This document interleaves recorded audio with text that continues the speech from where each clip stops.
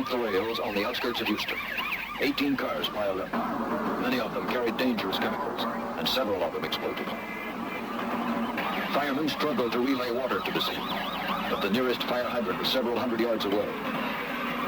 You want to come down Macau Road? Give me 2 more pumpers over on the Macau Road side.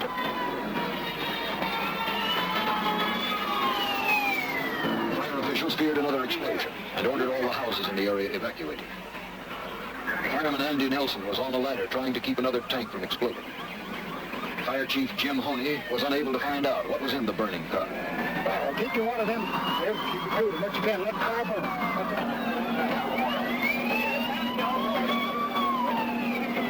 They think it's up a fluoride on fire, and we're going to have to let it burn down. There's nothing we've got here. Put that out.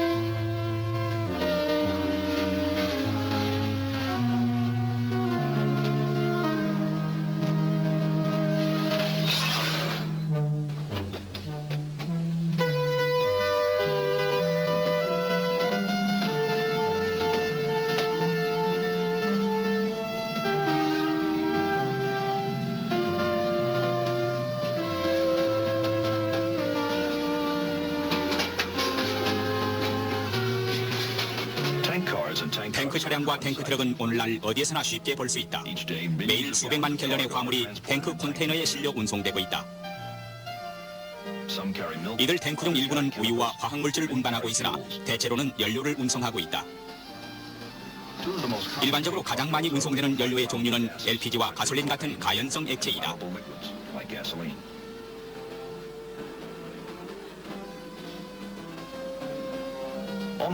이들 종류의 연료들은 거의 모든 지역에서 도로나 철도를 통해 매일 운송되고 있다.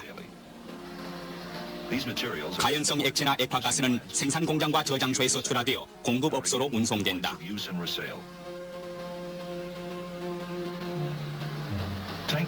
연료 소비의 증가 추세에 따라 탱크 운송 차량도 계속 늘어가고 있다.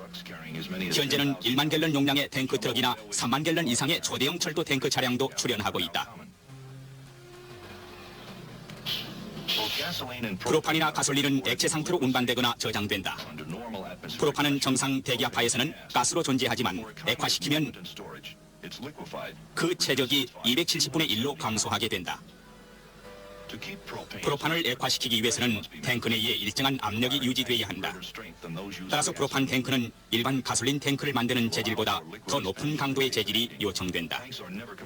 프로판 탱크는 과열될 경우 액체 팽창 여유를 고려하여 LPG를 일정 수준 이상으로 충진시키지 않고 있다. 따라서 액체 이외의 공간은 기체로 채워지게 된다. 모든 LPG 탱크의 상부에는 탱크 내부의 과합을 배출할 수 있도록 안전 밸브가 장치되어 있다. 탱크 차량은 원형 지붕 안에, 그리고 탱크 트럭은 상부에 안전 밸브가 장치되어 있으나 LPG를 충진시키는 밸브 장치는 대부분 탱크 하부에 설치되어 있다. LPG 탱크의 설계, 제작에 관한 기준과 위험물 운송에 대한 규정은 주 정부와 연방 당국에서 통제하고 있다. 정상적인 상황에서 가연성 액화가스는 안전한 상태로 운반된다. 그러나 일단 사고가 발생하면 특수한 형태의 폭발이 일어나는 바, 이러한 폭발 현상을 Boiling Liquid Expanding Vapor Explosion, 즉 블랩이라고 한다. 탱크 차량이 충돌하거나 탈선하게 되면 LPG는 누출되고 그 즉시 기화되면서 지면으로 낮게 확산되는데, 이는 LPG 가스가 공기보다 무겁기 때문이다. 확산된 LPG 가스가 스파크나 다른 점화 요인으로 인하여 점화되면 화염은 액체가 누출되는 탱크까지 역류하게 된다. 이 화염은 다른 탱크를 가열시키게 된다. 탱크 내부의 LPG가 과열되어서 비등 팽창하게 되면 탱크 내부의 압력이 상승하게 된다. 이때 안전 밸브는 과합을 배출시켜주기 위해 작동하지만 탱크 벽면 재질은 온도가 상승함에 따라 항복 강도가 떨어지게 되므로 탱크 내부 압력을 견딜 수 없게 된다. 그러나 화염이 탱크의 액상부를 가열하게 되면 액체의 열 흡수 작용으로 탱크의 벽면 온도는 비교적 상승되지 않지만 안전 밸브가 계속 작동함에 따라 액체량은 감소하게 되고 이와 반비례하여 기체 부위가 커지면서 과열되는 벽면이 많아지게 된다. 따라서 액체가 존재하지 않는 기체 부위의 탱크 벽면의 온도는 상승되고 탱크 재질의 강도는 떨어진다. 탱크 금속 재질의 항복 강도가 떨어지면 탱크 내부의 압력을 견디지 못하게 되어 탱크는 파열된다. 탱크가 파열되면 내부의 압력이 급격히 떨어져서 과열 상태에 대량의 액체가 기화되고 팽창되며 순간적으로 점화 폭발된다. 이때 탱크의 파편들은 마치 미사일처럼 비산하게 된다. 거기 탱크 파편은 불붙은 상태로 반마일 이상 날아가고 직경이 수백 피트까지 달하는 큰 파이어볼이 형성된다. 이때 생성되는 폭풍압은 수마일 밖의 유리창을 파괴할 만큼 엄청난 위력을 나타내게 되며 거대한 파이어볼의 복사열은 1000피트나 떨어진 거리에서도 화재를 일으킬 정도로 고온의 열을 발산한다. 이런 폭발 현상은 결코 사전 경고 없이 발생한다.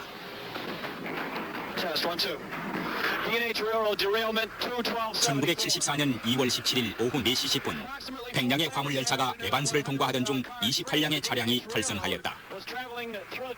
탈선 차량 중 8량은 LPG를 적재한 탱크 차량이었다. 고온의 화염과 연기가 지상에서 150피트까지 치솟아 올랐다. 블랩이 발생 후의 광경은 너무나 처참한 상태였으며 철로 주변의 모든 차량도 완전 대파되었다.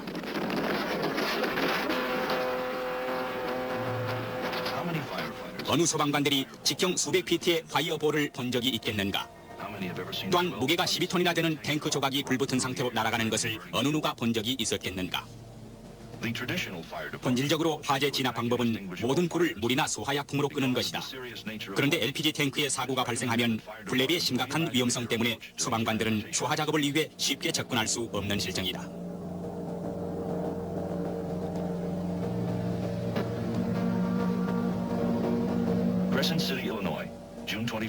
1970년 2월 21일 오전 6시 30분 일리노이주의 크리센트시에서 15량의 전기 운송 차량이 탈선하여 이 중 9량의 화재가 발생하였고 이 불은 즉시 주변 건물로 비화되었다.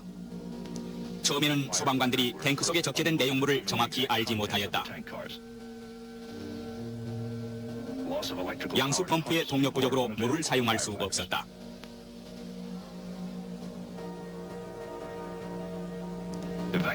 경보를 발령한 후 화재 지역에 대한 평가가 시작되었다. 탱크 속에 LPG가 들어있다는 사실이 알려지자 소방관들은 즉시 안전한 장소로 대피시키도록 결정하였다. 탈선 후 63분 만에 한 탱크에서 블레비가 발생하였고 계속해서 두 번째, 세 번째 탱크에서도 블레비가 발생하였다.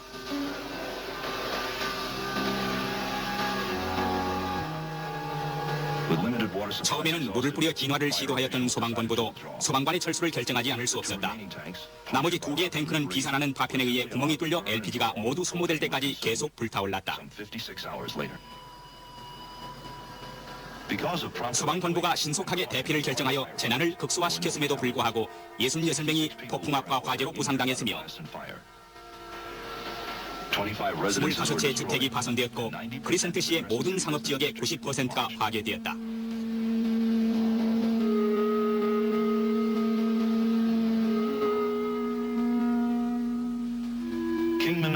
1973년 10월 5일 아리조나주의 킹맨 외곽에 있는 가스 공급소에서 LPG 탱크 차량으로부터 저장 탱크의 연결 작업 중 가스 누출 사고가 발생하였다.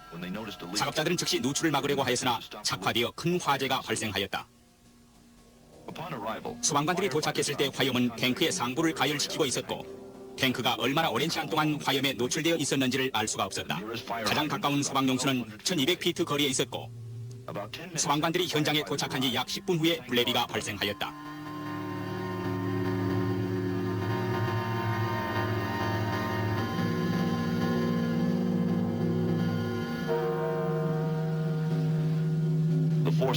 이때 폭발이 일어나자 LPG 탱크의 반쪽이 1200피트나 날아갔으며 최초 파이어볼의 직경은 400피트에 달했다. 이 사고로 현장에 있던 13명의 소방관 중에 12명이 사망하였고 95명이 폭풍압에 의해 부상을 당했다. 부상자들 거의 모두는 사고 장소로부터 1000피트 정도 떨어진 고속도로상에서 화재를 구경하던 사람들이었다. 크리센트시의 사고의 경우는 인명과 재산의 피해가 엄청나게 발생할 위험에 노출되어 있었다. 이때는 탱크 속의 내용물이 즉시 알려지지 않았고 탱크 냉각을 위한 물도 사용할 수 없었다. 그러나 다행히 주민들을 신속히 대피시키고 소방대가 적시에 퇴각함으로써 인명의 피해를 그래도 많이 줄일 수 있었다. 킹맨 지역에서의 사고의 경우 소방대가 탱크 내용물을 미리 알았으나 인명 피해는 많았다. 이 두 가지 사고에서 나타난 바와 같이 화염이 탱크 상부를 가열하게 되어 안전 밸브가 정상적으로 작동하였음에도 불구하고 결국 블레리가 발생하였다는 사실을 특히 유의해야 한다.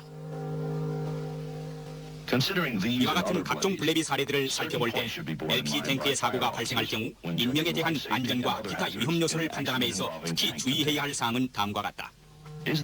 일단 화재가 발생하면 탱크 속의 내용물이 무엇인지를 먼저 알아야 한다. 극한 상황에서는 이러한 정보를 즉시 알 수 없을 경우도 많이 있을 것이다.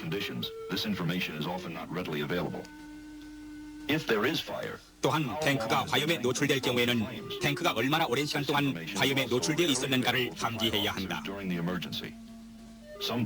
왜냐하면 안전 밸브가 정상적으로 작동하는 중이었음에도 불구하고 탱크가 화염에 노출된 지 불과 10분 만에 블레비가 발생한 일이 많았기 때문이다. 그리고 사고 현장에서 인명과 재산에 위협이 되는 것이 무엇인지를 신속하게 파악해야 한다. 주민의 대피 가능 여부를 판단해야 하고 또한 탱크 냉각을 위해 사용할 수 있는 소화용수의 양을 검토하고 화염에 접촉하게 되는 탱크 표면 전부에 물을 균일하게 뿌릴 수 있는가도 미리 생각해야 한다.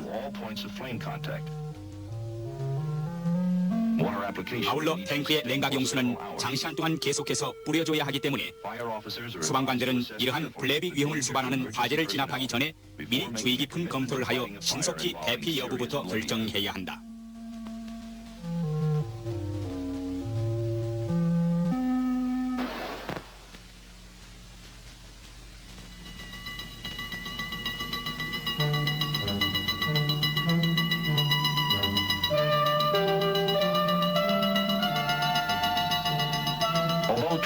블레비 위험을 수반한 운반 사고는 예고 없이 발생하지만 사전에 위험 물질의 운반 경로를 파악하고 잠재적인 위험 요소를 조사하여 이에 따른 예방 계획을 수립하여야 한다.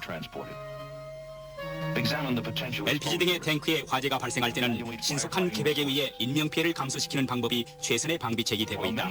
따라서 위험 물질을 운반하는 데 따르는 폭발 위험은 결코 제거할 수가 없는 것이 지금까지의 실정이므로 이를 최소화하는 데 최선의 노력을 다해야 할 것이다.